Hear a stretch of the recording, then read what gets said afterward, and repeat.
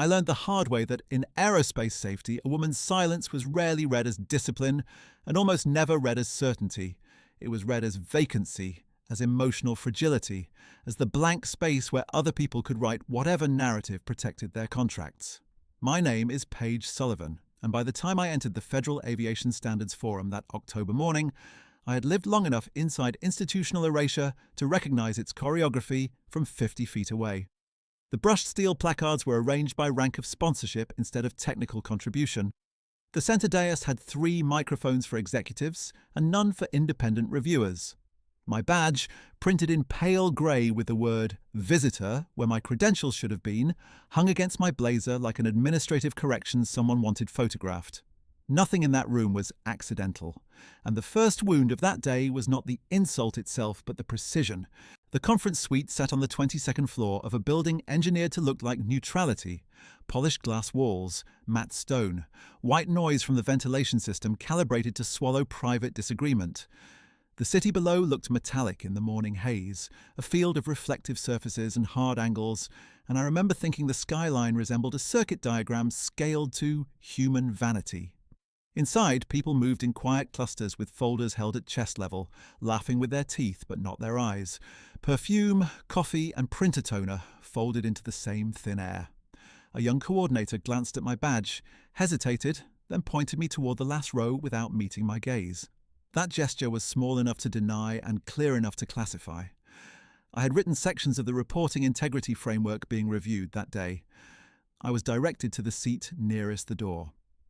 When Martin Kessler entered, the room changed temperature without changing volume. He had spent 2 decades perfecting the administrative smile that conveyed cordial authority while assigning blame in passive voice. Chief Compliance Officer at Asterion Aeronautics, keynote sponsor, keynote panelist, keynote host by practical effect. He carried no notes. Men like Martin rarely did when they expected the record to conform.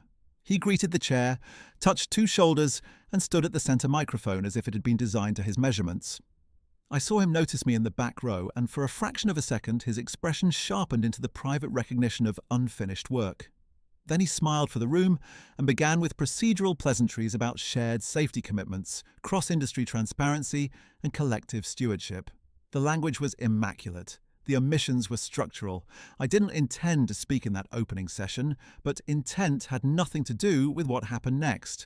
During participant acknowledgements, Martin looked toward the review seats and said, "We also have former staff in attendance this morning.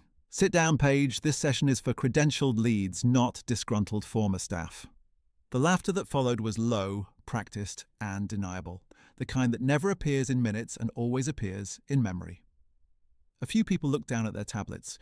One junior analyst in the second row gave me an apologetic glance and then returned to typing as if he could file himself out of complicity. No one challenged the line. No one asked why the phrase credentialed leads was being used in a room where my own risk taxonomy was on the agenda under a different heading. I stayed seated because standing would have given him spectacle, and spectacle was his preferred jurisdiction. In that moment, the old confusion returned with the force of muscle memory. Not confusion about facts, because facts had never been the unstable variable, but confusion about social physics. How many years of quantifiable work did it take to outweigh one man's insinuations spoken into a microphone? How many incident forecasts, validated audits, and post-mortem models did it take for a room to hear a woman's restraint as control rather than weakness? I had asked versions of those questions after each interview that ended with admiration for my resume and a polite sentence about moving in another direction. I had asked them after each conference where men cited language from my white papers as prevailing consensus without naming me. I had asked them after each call that shifted tone the moment my name was recognized. I stopped asking when I understood the model. The answer was never about merit density.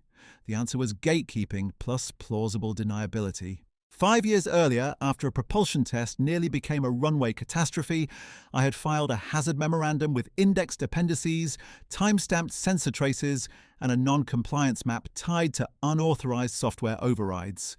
I used careful verbs. I did not speculate. I documented.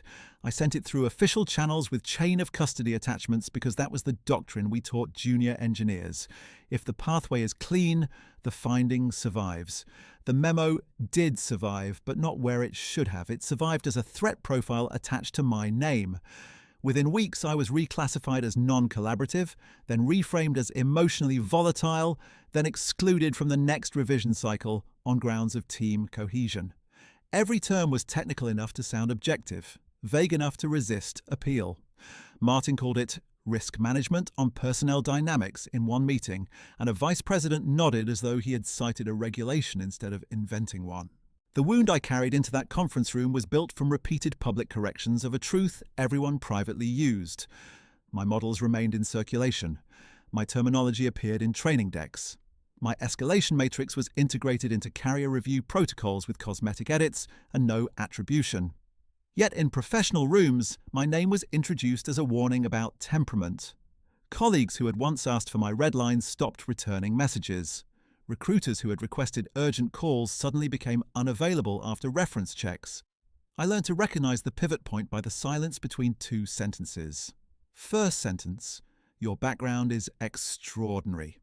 Second sentence, given concerns about fit, we're proceeding elsewhere. The gap between those lines was where the blacklist lived, unspoken and efficient. It did not need to be written to be enforceable. It only needed to be believed by people invested in keeping their own access uncomplicated. I remember one interview in particular in a conference room so cold the water glasses sweated onto the table before anyone drank from them. The hiring lead asked me to walk through anomaly escalation under compressed timelines. I gave him 3 implementation pathways, trade-offs, audit burdens, and failure contingencies. He took notes, asked follow-ups, and said, "This is the clearest decomposition we've heard all quarter." I thanked him, left, and sat in the parking garage for 12 minutes staring at the steering wheel because my hands would not stop trembling. 3 hours later, the rejection email arrived with the same neutral phrasing as the others. The pattern was no longer anecdotal. It was systemic. My phone lit up with a number I did not know, and when I answered, a woman's voice said only, "I'm sorry, your file is marked." Then the line disconnected. I never learned her name. I carried that sentence for months like a shard under skin. By the second week of October, I had developed rituals that looked like composure and felt like containment. Arrive early. Sit where exits are visible, carry only verifiable documents, never react to provocations on a live microphone. These were not personality traits, they were survival architecture inside a field that mistook confidence for credibility when men displayed it and called it instability when women did. At the forum, while Martin continued his opening remarks about shared accountability, I opened my notebook to a blank page and wrote one line in blocked letters, "Record, not reaction." I underlined it once and placed my pen parallel to the edge of the paper, a small act of order against a room calibrated for narrative disorder. The fluorescent lights reflected in the glass wall behind the dais, turning everyone into layered silhouettes. I watched their reflections more than their faces. Reflections revealed alignment faster than expressions. A policy director from a regional carrier began presenting new integrity thresholds that mirrored language I had drafted years before. He thanked 2 consultants by name, both younger men who had interned in my division when the original framework was built. They avoided looking at me. The chair invited comment from credentialed leads and moved on without scanning the back row. I took notes anyway, line by line, source by source, watching attribution migrate away from origin in real time. There is a specific exhaustion that comes from witnessing your work treated as communal property, while your credibility is treated as contraband. It does not feel like anger at first. It feels like vertigo. The room remains still, but your internal horizon tilts. I steadied myself by returning to procedure, capture statements verbatim, mark inconsistencies, identify what is on record and what has been displaced into implication. Facts first, emotions later, if there is room. When the session paused for coffee, Martin stepped down from the dais and crossed toward my row with the confidence of someone who believed the audience had already delivered a verdict. He stopped at the aisle, hands lightly clasped, voice low enough to suggest civility, loud enough for 3 nearby delegates to hear. "You could make this easier, Paige. Attend quietly and leave quietly." I looked at him. Then at the room behind him, the polished brass trim, the branded backdrop, the people who had laughed on cue and now pretended not to watch. "I am quiet," I said. "I am not absent."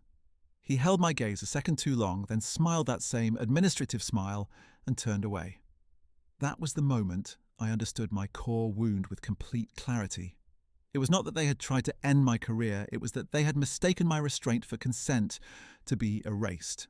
I remained in that back row seat through the afternoon session, listening as men with clean reputations debated the ethics of disclosure using frameworks they had once dismissed when my name was attached.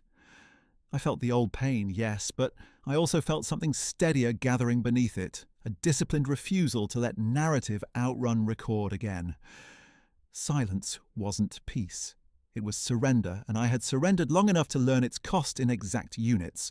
Lost roles, stalled years, narrowed corridors, reputational fog engineered by people who depended on my disappearance.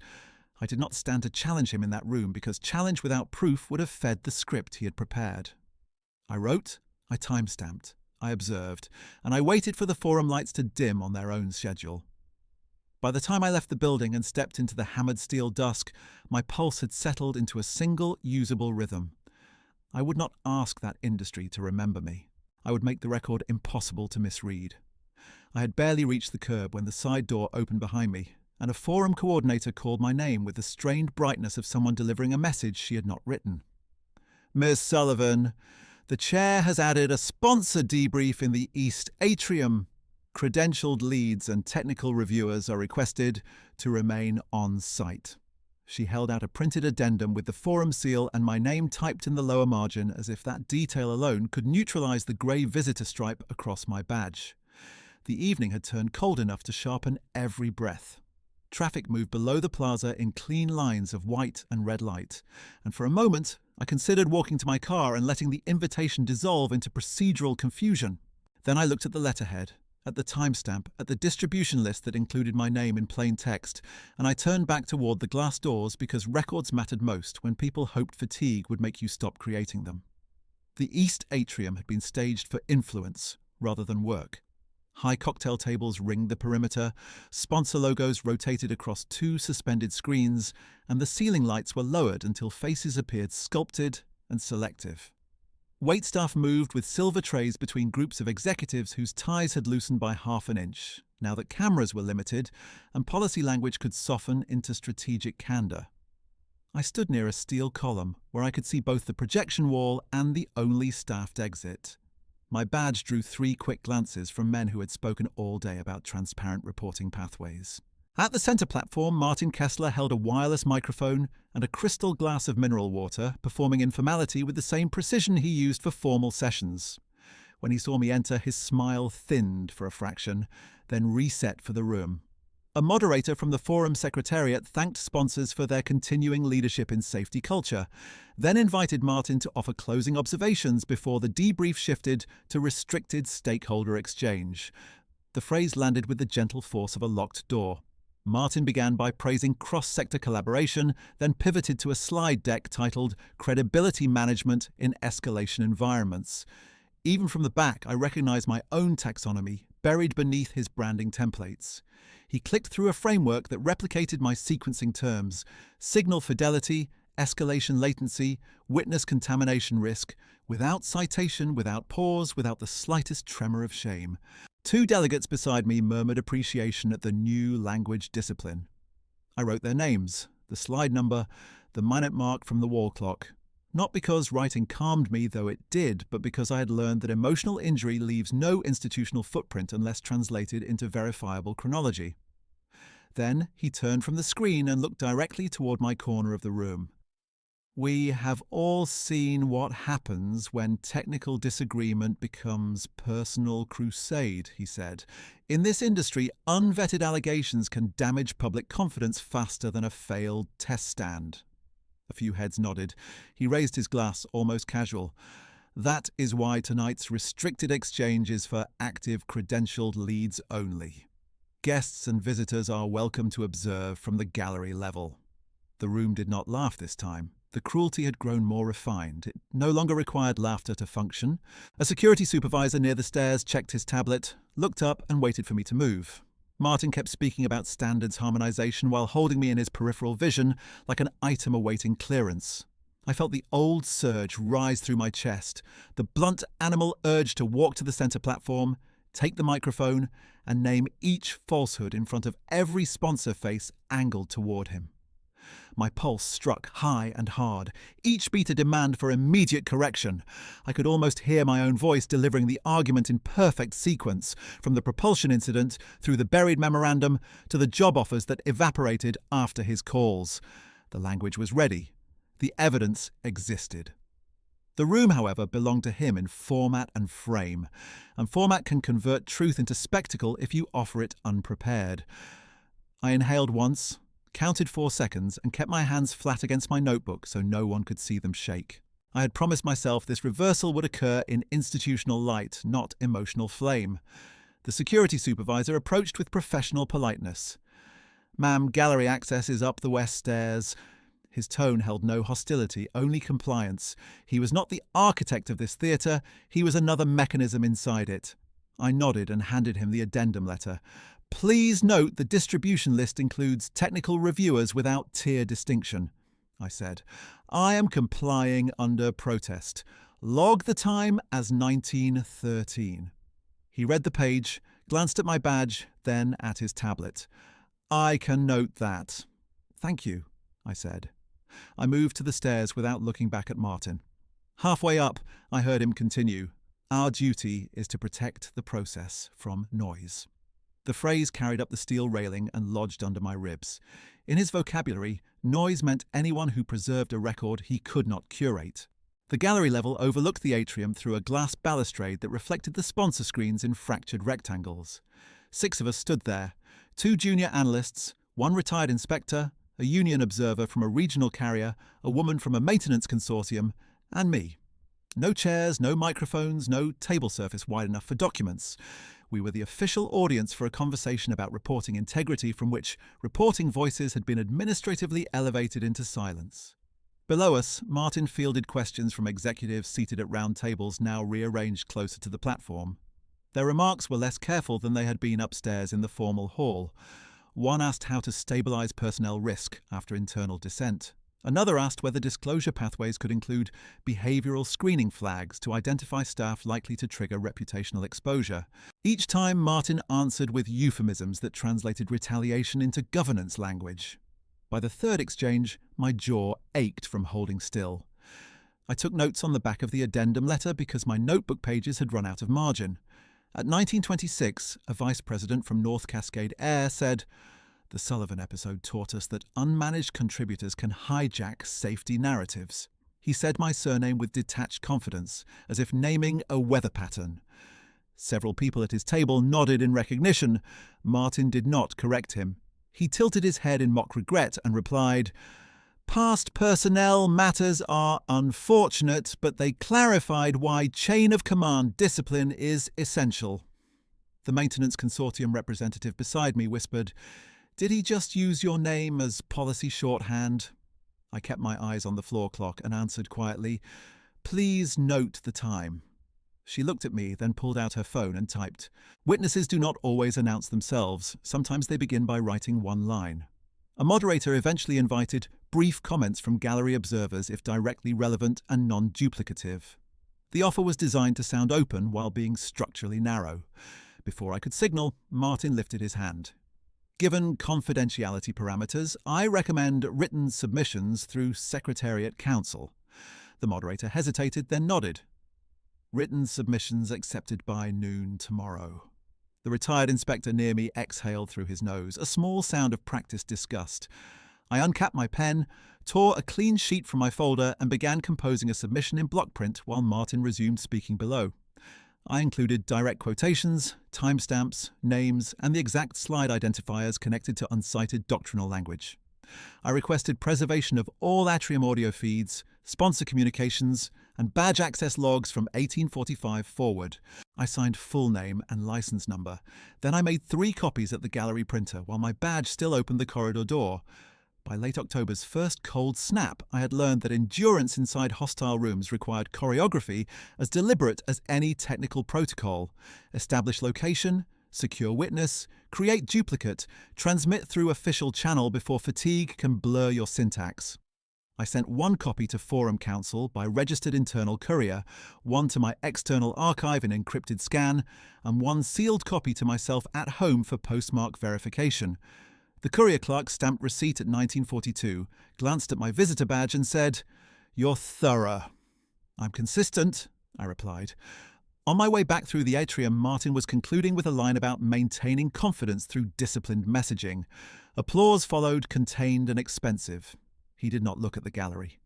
Men who depend on dominance often avoid the balcony once they believe they have already decided who counts. Near the elevator bank, two consultants blocked the path while checking their phones, both of them men who had quoted my risk vocabulary that morning. One noticed me and shifted half a step, not enough to clear space, enough to force acknowledgement. "Page, right?" he said, as if testing whether I would accept informal diminishment in place of attribution. "You should be careful how hard you push this. People remember tone." The second man added, "No one is saying your ideas weren't useful, it's just that you're not in the room anymore." Fluorescent light from the service corridor flattened their faces into pale planes, and for one precise second I felt the full heat of answering them with the history they had borrowed and the career they had helped erase by omission. Instead, I pressed the elevator button, met the first man's eyes and said, "People also remember metadata." The doors opened. I stepped inside before either could respond. In the mirrored elevator wall, my expression looked calmer than my body felt. Adrenaline left a metallic taste at the back of my tongue. My shoulders had locked so tightly that when I lowered my bag, a sharp ache moved down my right arm. I stayed facing forward as floors counted down in red digits, each number a small return to private jurisdiction. At the lobby turnstiles, a night guard scanned my badge and frowned at the access record. "You were reassigned to gallery status mid-event," he said, almost to himself. "System note says, facilitated relocation." I asked if he could print the access trail. He hesitated, then said, "Not without council request." I nodded. "Thank you for confirming, language." He gave a brief, uncertain nod back, as if he understood he had just become part of a timeline larger than his shift. Outside, the wind off the river cut through my coat and carried the scent of rain on hot concrete. I stood beneath the awning long enough to dictate a voice memo while details were still sharp. Quotes, positions in room, names of those present in gallery, courier receipt number, guard's phrase facilitated relocation. My voice sounded even, almost detached, but my throat tightened when I repeated the line Martin had used. Guests and visitors are welcome to observe from the gallery level, because contempt delivered politely can bruise deeper than shouting. I ended the memo, encrypted it, and uploaded it to the same archive where I kept every rejection letter that began with praise and ended with disappearance. When I finally started toward the parking structure, I was still angry, still shaking, still very far from vindicated. But I had done what he had not expected. I had remained in the room, and I had kept the record cleaner than his performance. I had taken only a dozen steps toward the parking structure when the rain finally broke, fine at first and then steady, turning the plaza lights into long, wavering lines across the stone. My heels clicked through shallow water, and every sound seemed too sharp. The hydraulic sigh of a bus kneeling at the curb, the hiss of tires at the intersection, the faint buzz from the building's exterior signage behind me. I kept my phone in my hand, thumb resting against the recorder app I had just closed, and the phrase facilitated relocation kept circling in my head with mechanical persistence. It was new wording for an old tactic. Move her, label the move procedural, preserve deniability. At the garage entrance, I stopped beneath a concrete overhang and watched two attendants switch shifts through the glass booth. Their radios crackled with clipped numbers and gate codes. Structure, hierarchy, logs, even parking had a chain of command. My body was still full of static from the atrium, but the anger had already begun changing shape into analysis, because that was the only form that had ever kept me safe inside systems built to absorb complaint and reject consequence. Martin had spoken tonight as if my exclusion were an efficiency measure. The room had accepted it as etiquette. None of it was new, and that recognition hurt more than the insult itself.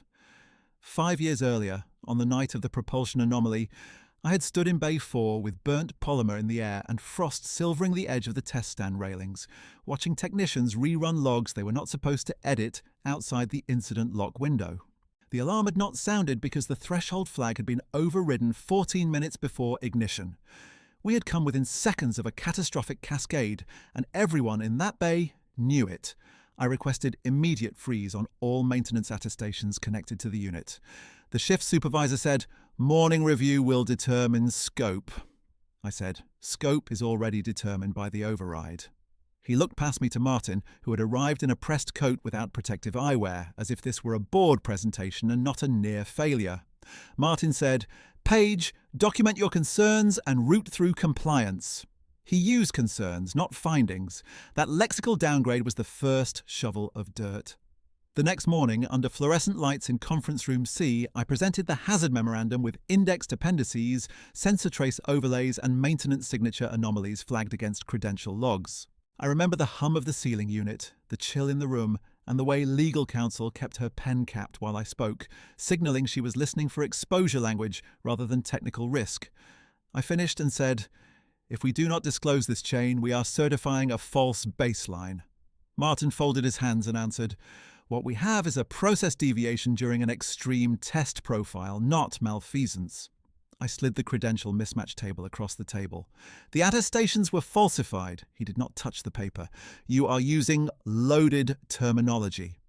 Then he looked to human resources and added, "Please note, escalation intensity." My evidence entered the record. So did my tone. 3 days passed before I was called into an HR office with frosted glass and a scripted concern posture. The representative, Linda Chow, spoke in gentle clauses while reading from a form I had not seen. "Several colleagues have reported difficulty collaborating under stress conditions," she said. "This is not disciplinary. It is developmental." I asked for specifics. She replied, "Per policy, feedback is aggregated to protect team trust." I asked whether falsified attestations were still under review. She said, "This meeting concerns conduct, not technical findings." I remember staring at the framed company values statement behind her shoulder, integrity, courage, accountability, and feeling that familiar internal split between what was visible and what was enforceable. I signed acknowledgement without admission because refusal would be marked escalation resistance, and that label would follow me farther than any memo. By late November of that year, my keycard permissions had narrowed to flaws that did not include incident archive access. No one announced it. Doors simply rejected me with a soft red blink where green had always appeared before. An IT technician told me there had been a role hygiene adjustment. Martin told me in passing, "Temporary boundary until team dynamics normalize." Team dynamics had become the solvent applied to every documented irregularity. In meetings, my seat migrated from table to wall under pretext about space. On one agenda, my section title appeared under a junior analyst's name with a typo in the methodology heading that proved he had copied from my draft. I corrected the typo in silence and watched him receive thanks for clear synthesis. Not one person in that room was unaware. Awareness was never the scarce resource. Risk tolerance was. When I finally left Asterion, it was not dramatic. There was no slammed door, no speech, no visible rupture. I packed 3 archive boxes under a camera dome that tilted with quiet interest, surrendered my badge at reception, and walked out carrying a banker's box full of notebooks that could not leave with me because they were company property. So I returned them to records and kept only my own calendar copies. The exit interviewer asked whether I had concerns to report. I said, "The concerns are already in the system under HN series incident logs." She smiled sympathetically, typed nothing, and asked whether I would recommend Asterion as an employer. A week later, my professional profile was updated in internal channels from senior safety systems engineer to former staff, not eligible for rehaul pending review. Pending review never ends when review is the punishment. I reached my car in the 3rd level east deck and sat behind the wheel without starting the engine. Rain tapped the windshield in uneven rhythms, while sodium lights painted the concrete pillars amber and grey. My phone buzzed with a calendar reminder for an interview I had cancelled that afternoon when the recruiter stopped returning calls after asking for references.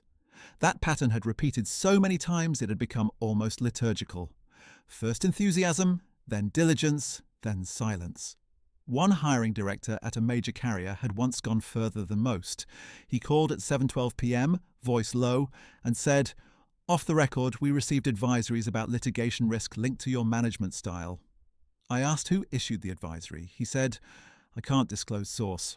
I said, Can you disclose whether it referenced any substantiated finding? A pause, then. No substantiated finding was provided. He sounded embarrassed, as if embarrassment could substitute for refusal. The role went to someone with less experience and better references from the right men. That was the part people outside this field rarely understood. Blacklisting did not require a formal memo stamped confidential. It operated through phone calls described as professional courtesy, through narrowed eyes during reference checks, through little sentences that sounded prudent in isolation and damning in accumulation. High-friction personality. Escalation risk. Not aligned with collaborative culture. Words that looked managerial in an email and functioned like perimeter fencing in real life. Each one could be denied. Together they formed a sealed corridor. I built consulting work in the margins, taught safety protocol workshops to regional teams willing to hire on short contracts, and watched my own doctrine circulate upward without my name attached. Every room offered the same lesson. Expertise could be borrowed, but credibility remained license-controlled by people who never had to produce evidence for their insinuations. My phone buzzed again, this time with an unknown local number. I let it ring once, twice, then answered. The woman on the line spoke with a measured cadence, older, careful, carrying the faint background hum of an office ventilation system. Miss Sullivan, this is Eleanor Ruiz. We have not met. I worked records administration at Asterion for 22 years. I retired in March. I straightened in the seat. The rain seemed suddenly quieter. How did you get this number? I asked. From a legal service directory where you listed technical consulting contact. I would not call if this were not material. She paused. I saw your name tonight on a forum attendee list forwarded internally by habit. I believed you should know there are files you never received in full. I did not speak for a moment.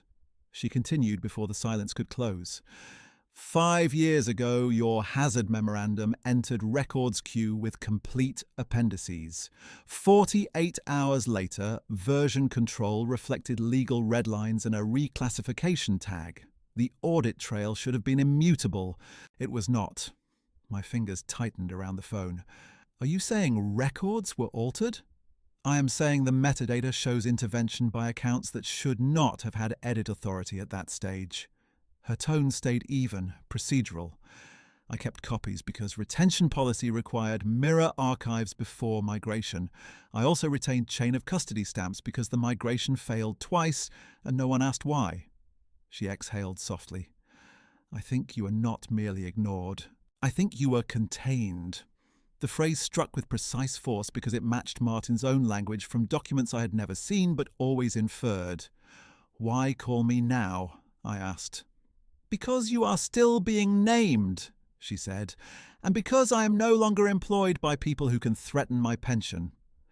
Then, after a brief pause, also because I heard years ago about a woman who answered a phone and said only, "Your file is marked." That woman was me. I closed my eyes and leaned back against the seat. Concrete cold through the door panel, rain threading down the glass in long parallel lines.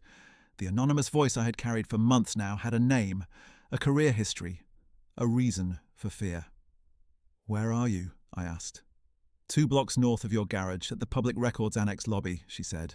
There is camera coverage and a night clerk. I prefer documented locations. I started the engine. I can be there in 6 minutes. Bring a government-issued ID, she replied. I will provide material only after identity verification and acknowledgement that chain of custody must remain intact. If you intend regulatory submission. It was the most reassuring sentence I had heard all day. Understood, I said. I'll meet you at the lobby desk. She ended the call without ceremony. The annex lobby smelled of old paper and floor polish, with a faint ozone edge from the copier bank behind the Clark station. A brass clock above the entrance read 2031. Elena Ruiz stood near a row of moulded chairs. Navy coat buttoned to the throat, grey hair cut cleanly at the jaw, a leather document case held in both hands like something ceremonial. She looked at my ID, then at my face, then nodded once. Ms. Sullivan, Ms. Ruiz. Her handshake was brief and dry, no small talk, no apology theatre. She asked the clerk to note that 2 private citizens were exchanging archival material for potential legal review and requested a time-stamped visitor receipt. The clerk, accustomed to stranger requests, printed the slip and stamped it with audible force.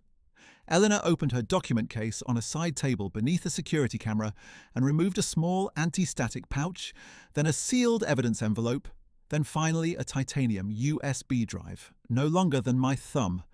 Matte silver with an engraved code, HN-447. The engraving was shallow but clean, done with industrial precision rather than retail marking. When she placed it in my palm, the metal was cool and heavier than it looked. Primary archive, she said. Read-only partition, cryptographic hash manifest included, source pulls from records mirror dated 5 years ago, plus later compliance correspondence. She slid the sealed envelope beside it. Inside, printouts of access logs, waiver signatures, and chain of custody certificates from 3 transfers. Do not separate envelope contents from digital file index if you submit. Sequence matters. I looked at the drive, then at her. What is on it exactly? Eleanor met my gaze with the flat steadiness of someone who had spent a career watching documents outlast reputations. Unauthorized software override approvals, redlined edits to your memorandum, internal directives referencing reputational management, and 2 voice transcript extracts where your containment is discussed as a strategic objective. She did not dramatize any of it. She did not need to. One directive includes phrasing you will recognize. My throat tightened. Contains Sullivan before she reaches regulators. Eleanor gave a single nod. Yes. The symbolic weight of that small piece of metal was out of proportion to its size. For 5 years I had carried the outline of the truth without the institutional key that forced others to carry it too. Now it sat in my hand, cold and indisputable, with timestamps that would either survive scrutiny or destroy me publicly if they did not. I turned the drive once between my fingers and felt the engraved letters catch against my skin. Why trust me with this instead of sending it directly to an agency? I asked. Eleanor closed the document case and answered without hesitation. Because retaliation records are often dismissed as grievance unless attached to technical chronology. You can authenticate both. Agencies respond faster when the witness can read the system and the harm in the same sentence. We completed a 2-page transfer acknowledgement at the clerk desk, listing item count, seal condition, and intended preservation method. I initialed each line, then photographed the form with Elena and the clerk in frame to document chain continuity. Elena watched to ensure the image captured the timestamp display on the counter monitor. Back up immediately in an offline environment, she said. Do not open on a networked machine until counsel is present. I nodded. I have an encrypted archive workstation. She picked up her coat collar and stepped toward the door, then paused. Miss Sullivan, what happened to you was administrative violence in polite language. Do not underestimate how hard they will work to call this misunderstanding. Her expression did not soften, but her voice did. Stay procedural. When she left, the lobby seemed larger and emptier, fluorescent light flattening everything into document colors. White, grey, steel, ink.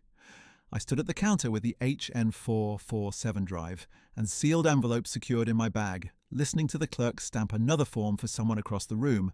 And for the first time in years, the future felt less like a corridor and more like a hearing room with a microphone that could not be reassigned by badge color alone. I signed out at 2047, stepped back into the rain, and held the strap of my bag close against my shoulder, not because I was afraid of dropping it, but because I finally understood that this was not hope. It was evidence. Rain followed me all the way back to the garage, tapping across the concrete ramps and hissing under tires as I drove out of downtown with the HN447 drive locked in the inner pocket of my bag and the sealed envelope pressed flat between 2 legal pads so it could not bend. At each red light, I checked mirrors out of reflex, not because I expected pursuit, but because 5 years of reputational containment had taught me that vulnerability rarely announces itself as danger. It arrives as a minor procedural failure, a misplaced file, an unlogged handoff. By the time I reached my apartment building, my shoulders were rigid and my jaw hurt from clenching. I carried the bag inside with both hands, set it on the kitchen table, and stood in the dark for several seconds, listening to the refrigerator hum and the rain at the window until my breathing slowed enough for sequence. I powered up the offline workstation in the spare room, the one machine never connected to a network, and laid out materials in the order Eleanor had specified. Transfer receipt, sealed envelope, anti-static pouch, then the titanium drive. Under the desk lamp, the engraving looked almost black against the matte silver. HN-447. I photographed each item with timestamp overlay, then broke the envelope seal on camera and matched each printed log to the manifest index on the drive. Hash values aligned across all primary files. Chain of custody stamps showed 3 transfers, 2 migration anomalies, 1 manual integrity hold that had been bypassed by an executive override credential. At 22:14, I opened the first transcript extract and saw Martin's words on screen in plain text: "Contains Sullivan before she reaches regulators. Not allegation, not inference, instruction." I felt a tremor move through my right hand and set it flat on the desk until it passed. By midnight, I had built a preservation package: cryptographic checksums, chain documentation, transcript excerpts, and a cover memo requesting immediate litigation hold on forum communications, sponsor debrief audio, badge reassignment records, and any compliance correspondence containing my name since the propulsion incident year. I addressed copies to Forum Counsel, Independent Ethics Council, and the Federal Ombuds portal Eleanor had circled on a sticky note before we parted. I kept language narrow and procedural because accusation without scaffolding is easy to dismiss as grievance. At 0:37, I printed 2 sealed packets, placed one in my fire safe, and carried the other to my bag with the drive and original logs. The city outside had gone quiet, only occasional headlights passing in, diluted ribbons across wet pavement. I slept in 40-minute intervals on the couch, waking each time with the same sentence in my head: sequence matters. By 7:40 the next morning, I was back at the Forum building in a charcoal coat, still damp at the hem from low clouds and mist. The lobby smelled of coffee concentrate and stone cleaner. A temporary sign near registration read, "Day 2, working session, reporting integrity implementation." When the coordinator scanned my badge, the screen flashed amber, and she gave me a rehearsed smile. "You've been reassigned to Observer Overflow, Ms. Sullivan. Main room seating is limited to sponsor delegates and designated lead contributors." I handed her a copy of the addendum listing technical reviewers. She glanced at it without taking it. Updated allocations were issued after midnight. "Please print the update with distribution list," I said. She hesitated. "I don't have permission." Then log my request and refusal with timestamp. Her fingers hovered above the keyboard before she typed. Behind me, 2 men from North Cascade stepped past the line and were waved into the secured elevator with unmarked badges. Observer Overflow was a converted training room on the 12th floor with a wall monitor, muted audio, and a 10-second video delay. 3 folding tables, no microphones, no direct question channel. On screen, the main conference room looked almost ceremonial. Polished brass nameplates, pitchers of water, binders stacked at each sponsor seat. Martin sat near the centre, speaking with a deputy administrator, while staff circulated handouts I could not see in full. A junior facilitator entered Overflow and placed a single packet on our table, labelled Public Summary Draft. The methodology section opened with my threshold language stripped of authorship and softened into passive construction. Next to me, the retired inspector from last night shook his head once and said, "They're sanitizing provenance in real time." I wrote the phrase down, then the page number, then the exact omission where source citation should have been. At 8:26, the monitor audio came alive just long enough for Martin's voice to carry one clear line before muting resumed. "We cannot allow personality-driven narratives to destabilize reporting confidence." The room in Overflow went very still. The Maintenance Consortium representative looked at me, waiting for reaction, and I gave none because reaction was the currency he traded in, and I had stopped funding him. Instead, I stood, gathered my packet, and walked to the floor administrator's desk outside the room. "I need immediate receipt by counsel for an evidentiary preservation notice," I said.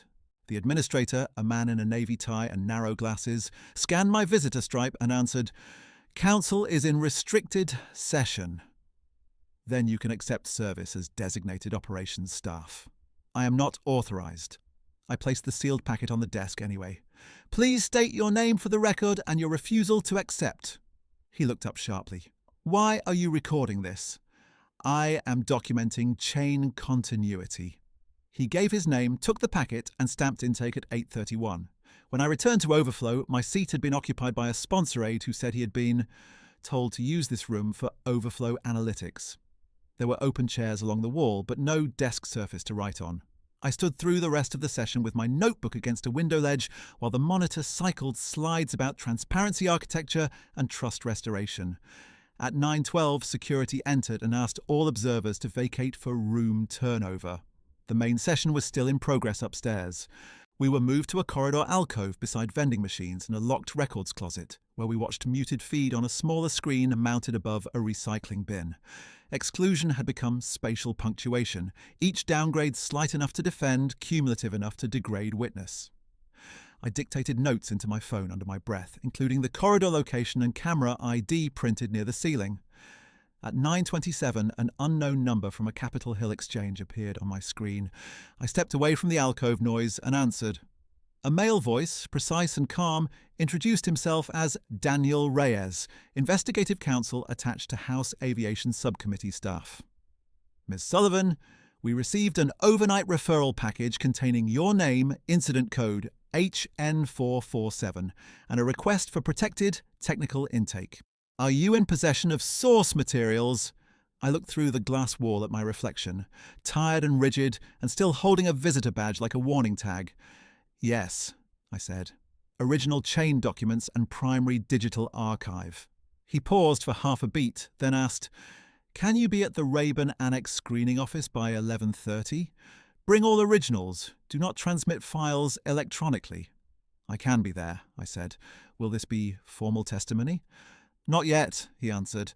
This is verification under counsel privilege. Be prepared for technical questions. Then he added, voice lower, Do not discuss this call inside your current venue.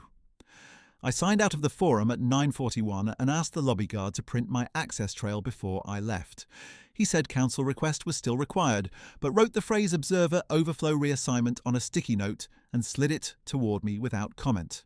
I thanked him, folded it into my notebook, and walked into the mist with my bag held high against my side. Traffic toward the Federal District was heavy, windshield wipers beating a steady metronome as I rehearsed sequence aloud at each light. Transfer receipt, envelope logs, hash verification, transcript extracts, intake stamp at 8:31, reassignment trail.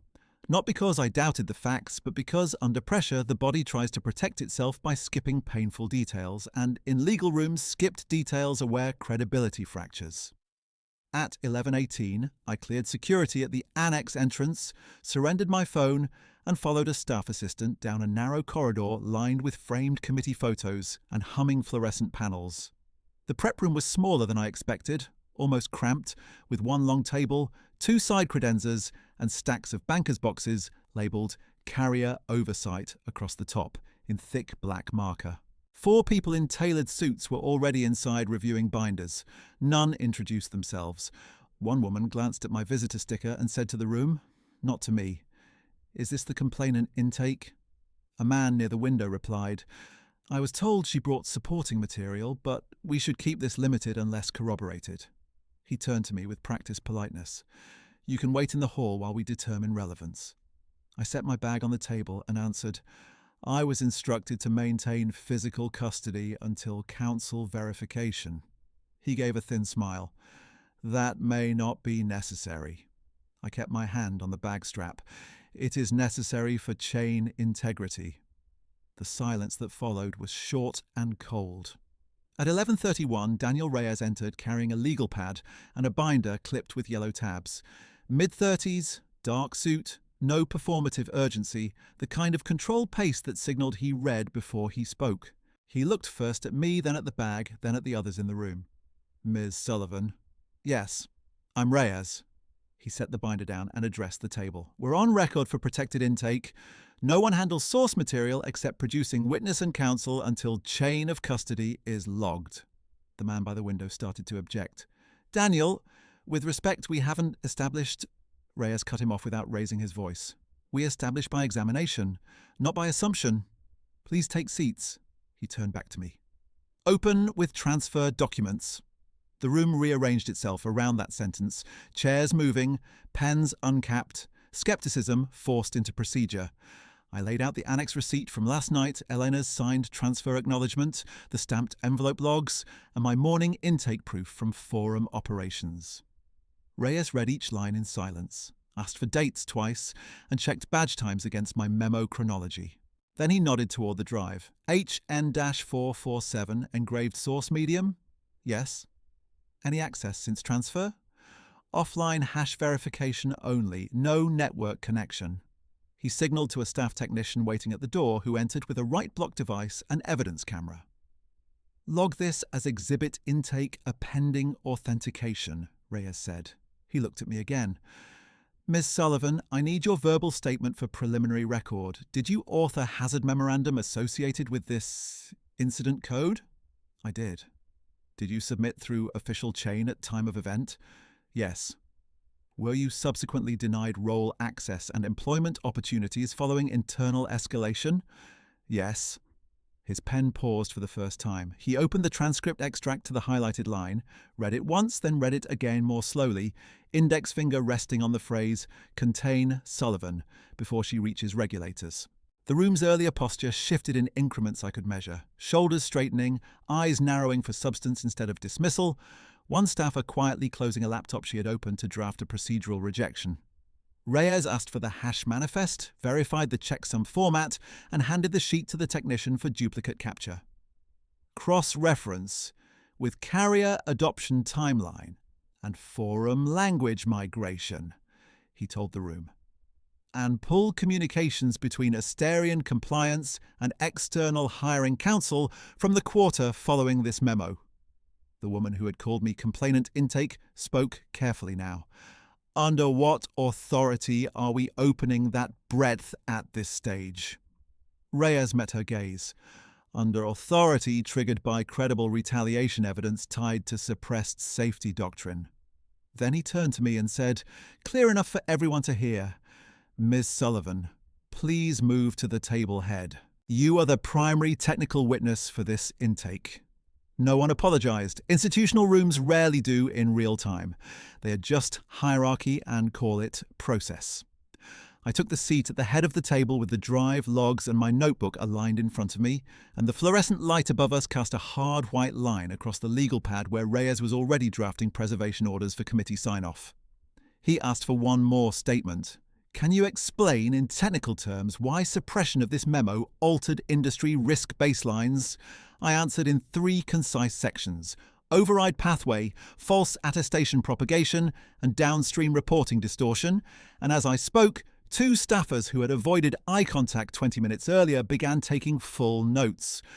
Recognition did not feel like vindication yet. It felt narrower and more durable. Jurisdiction transferred from performance to record, from rumour to chronology.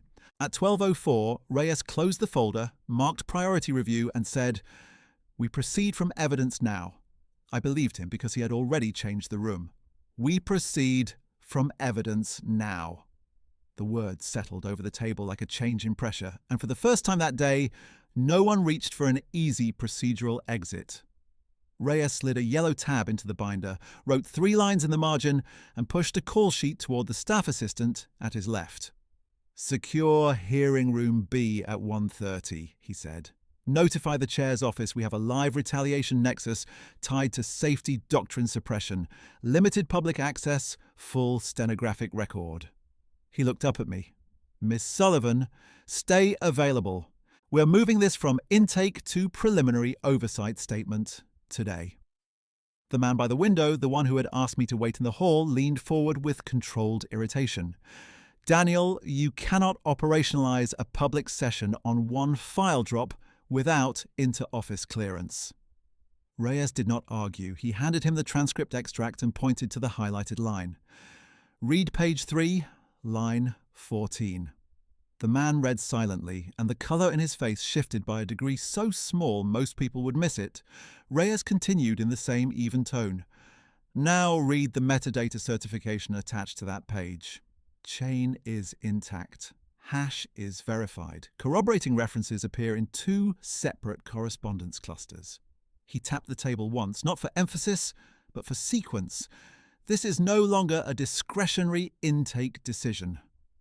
At 12:19, one of the staff attorneys wheeled in a secure evidence cart with tamper seals and camera tags. I watched as the technician photographed HN 447 from 4 angles, then placed it in a clear lockbox marked Exhibit 12, pending authentication. Seeing that number printed and fixed to the case gave me an unfamiliar sensation, not relief exactly, but structural recognition. For years, the drive's contents had functioned as private knowledge and private damage. Inside that room, it became a public object with a custody number and a destination beyond personality disputes. Reyes asked for my notes from the forum morning session. I handed over copies of the 831 intake stamp, the overflow reassignment notation, and the sticky note the lobby guard had given me. He read the phrase Observer Overflow Reassignment, then compared it against my earlier voice memo transcript. Good, he said quietly. This supports a pattern argument. Suppression language internally, access minimization externally. He turned to the stenographer who had just entered. Mark this as supporting procedural context, not central allegation. Then to me, when we go on record, stay technical. I will handle characterization.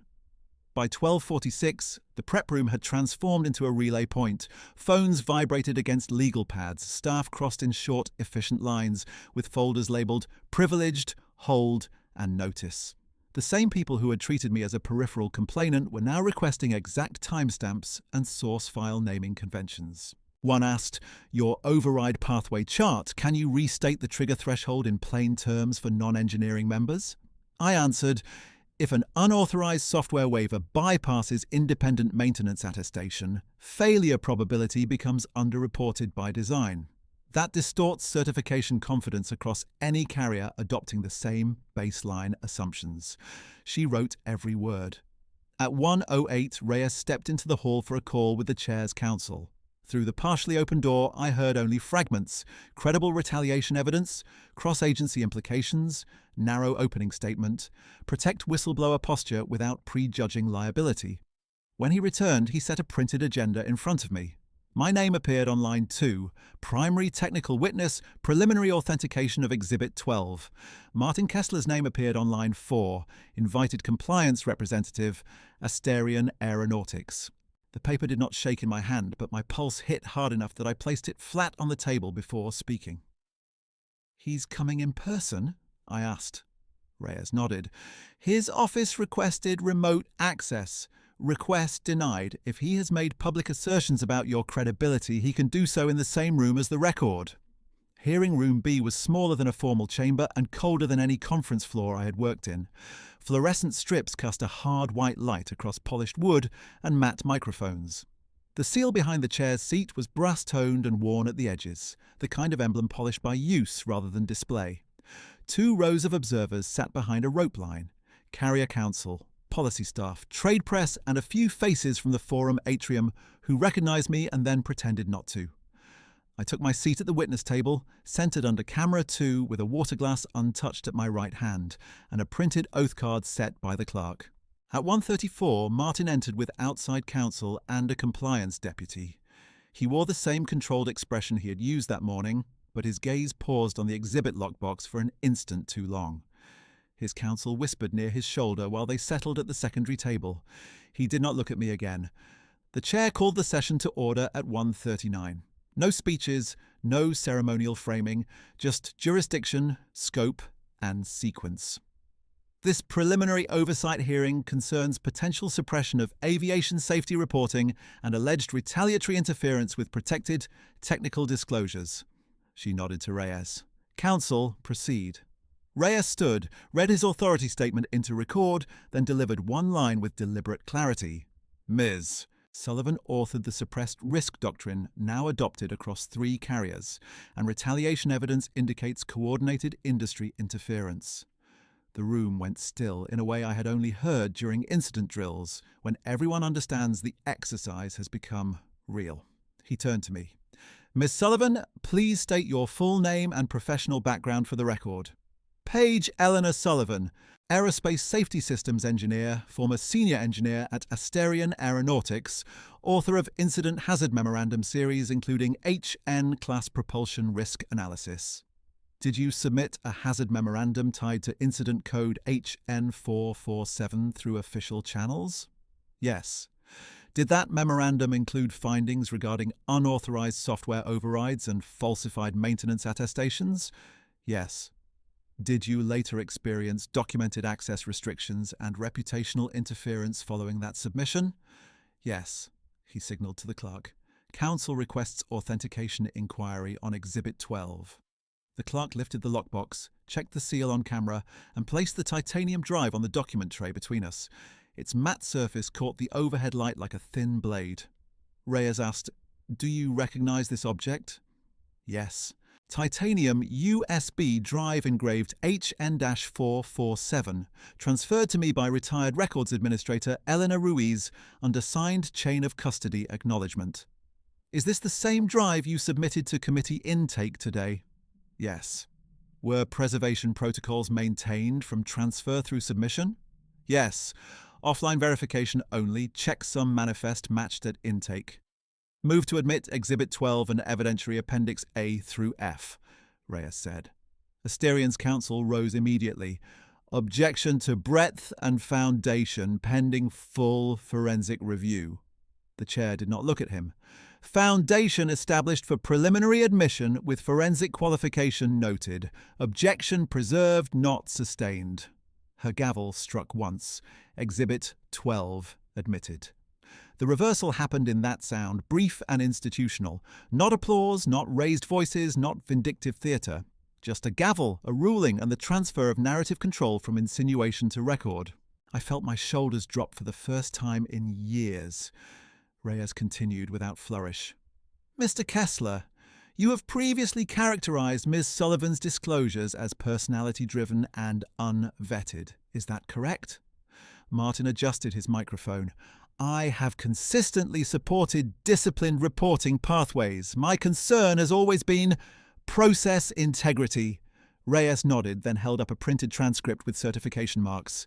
Please read highlighted line from internal directive dated 48 hours after HN 447 filing. Martin looked to counsel. Counsel leaned in, whispered, then sat back. Martin read, voice thinner than before. Contain Sullivan before she reaches regulators. Is that your directive? Reyes asked.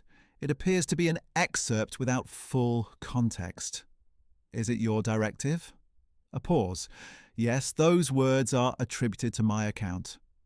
At 1:57, the first visible crack appeared. Martin reached for water and missed the glass on the first attempt, fingertips striking the base hard enough to ring against the table microphone. His counsel slid a note toward him. He read it, swallowed, and set it aside without answering the next question for nearly 6 seconds. An eternity in a hearing room. Reyes moved to the second document cluster. Mr. Kessler, did you or did you not circulate advisories to external hiring channels describing Ms. Sullivan as escalation risk and litigation exposure? I communicated standard compliance references when asked. Please answer directly. Yes, communications were made. Were those communications accompanied by substantiated misconduct findings? I do not recall specific attachments. Reyes raised another sheet. We do. There were none. The woman from North Cascade who had used my surname as policy shorthand in the atrium sat in the observer row now, posture rigid, mouth pressed into a line.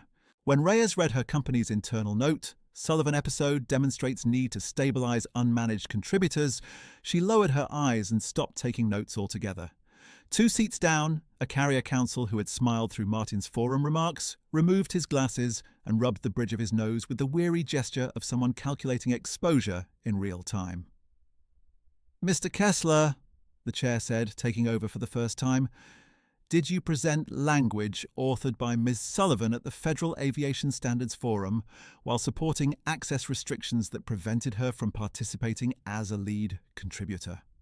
Martin looked at the dais, then at his counsel, then back to the microphone. Forum seating decisions are handled by event operations. That is not responsive, he inhaled, throat working visibly. Yes.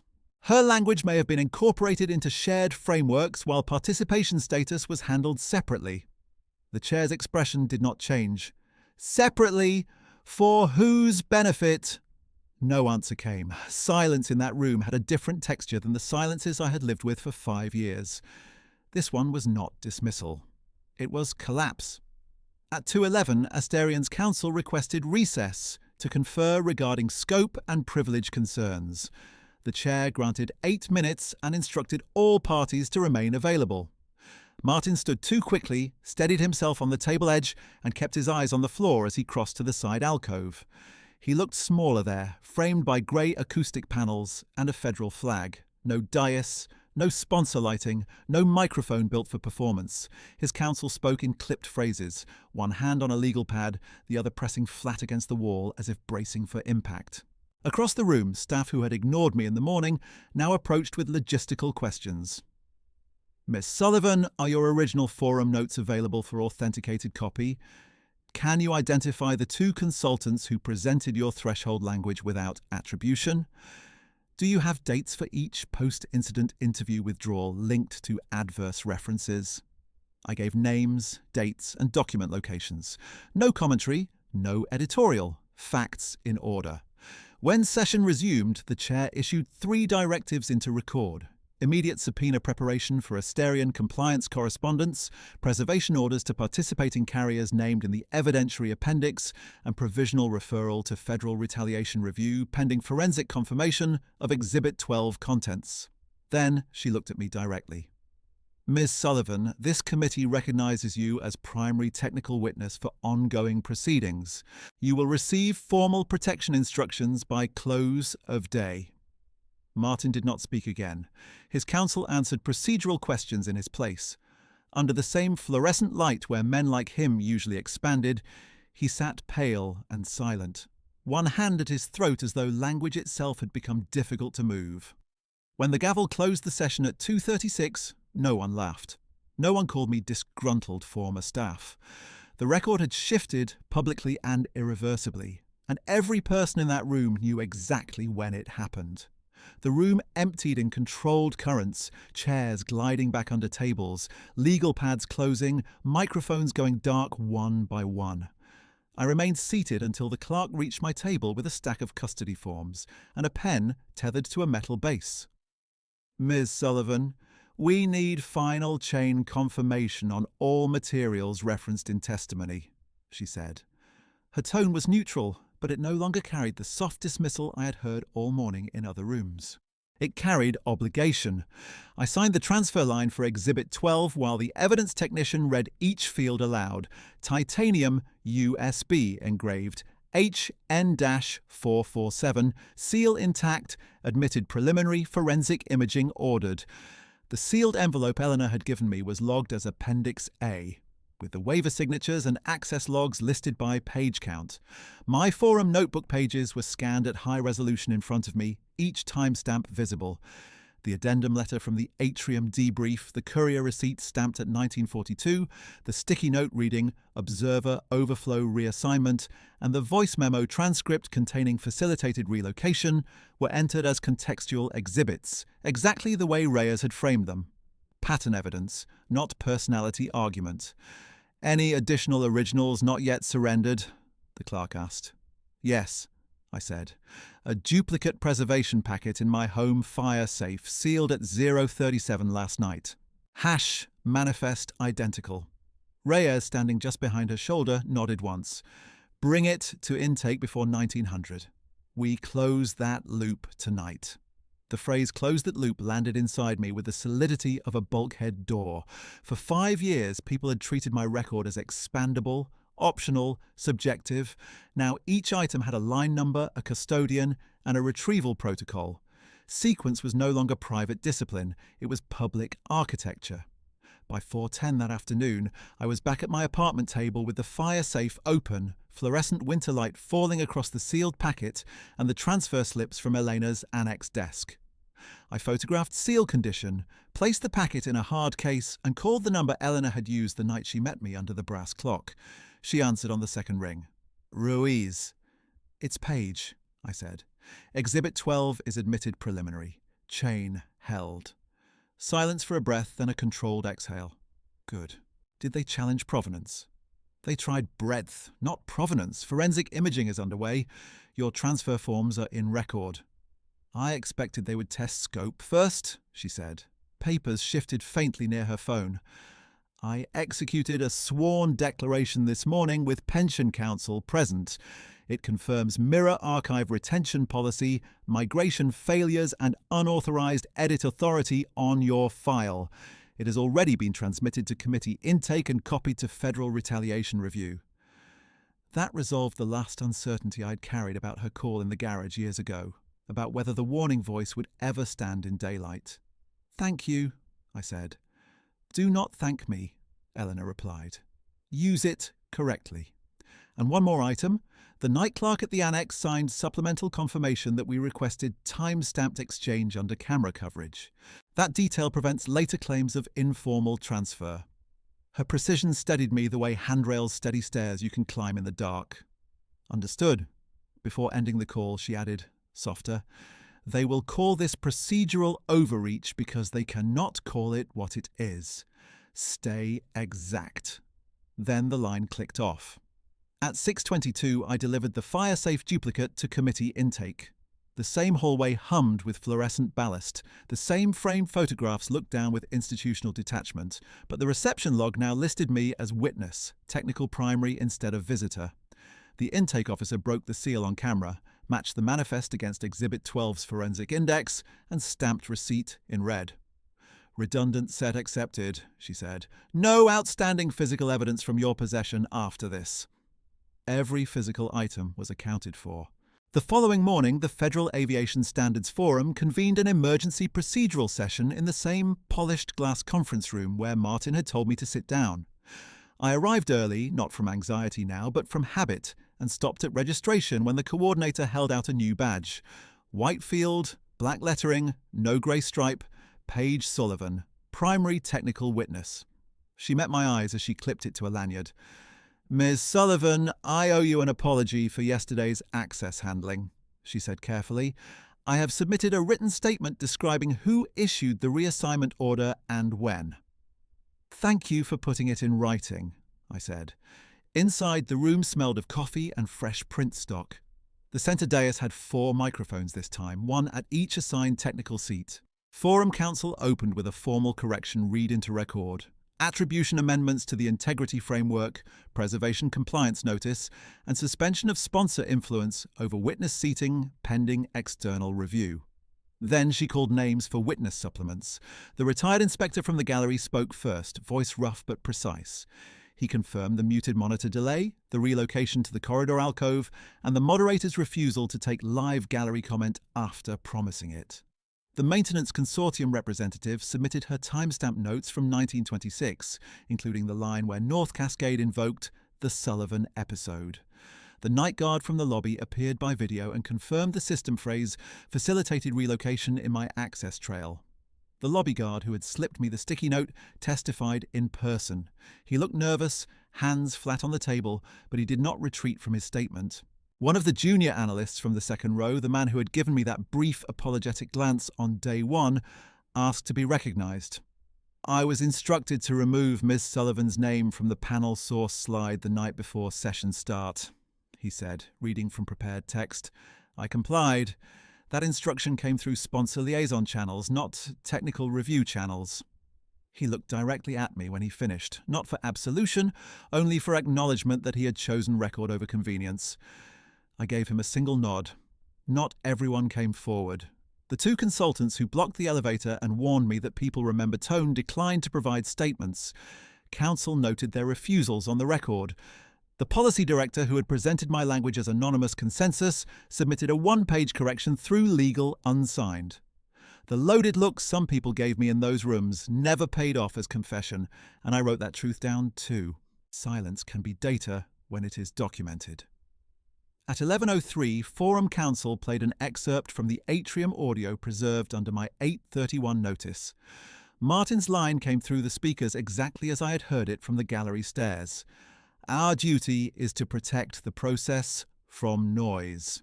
Then the second excerpt followed, where he restricted comments and redirected submissions to council channels while discussing reporting integrity. No one laughed this time. No one called it banter. In fluorescent light and clean transcription, contempt lost its costume. By 2:40 that afternoon, Reyes called with final administrative outcomes from the hearing order. His voice remained measured, but there was steel under it. Ms. Sullivan, formal notice has issued. Mr. Kessler is on administrative leave. External hiring advisories associated with your name are under federal retaliation hold, and Asterion has been directed to preserve all compliance correspondence tied to your employment period. You will receive witness protection protocol and anti-retaliation contact instructions within the hour. What about the Ombuds referral package? I asked. Integrated into the same review docket, he said. Also, your overnight preservation notice to Forum Council was timely. Had it arrived later, the Atrium feed might have been overwritten under routine retention. I closed my eyes for a moment, hand resting on the edge of my desk where the wood had worn smooth from years of note-taking. Thank you for reading the file. I read the file, he said, because you built one that could survive contact. He paused, then added, that matters more than any room. After the call, I opened the encrypted archive one last time and reconciled every thread against the checklist I had carried since October.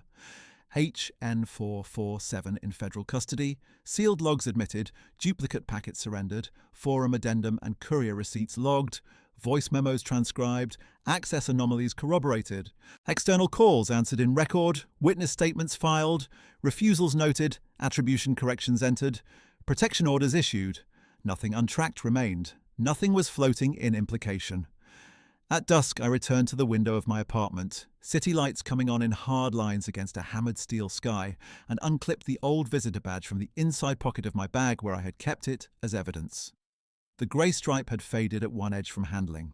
I placed it in a clear sleeve, labelled it Contextual Artifact, and set it in the archive box, not as a wound, not as a trophy, but as a measured reminder of what administrative language can do when no one challenges it. My name is Paige Sullivan. They called my restraint instability, my documentation obsession, my presence noise. They were wrong on all three counts. Silence was never peace. It was surrender. I stopped surrendering the day I chose record over reaction, and I do not need their permission to remain in the room where the truth is written.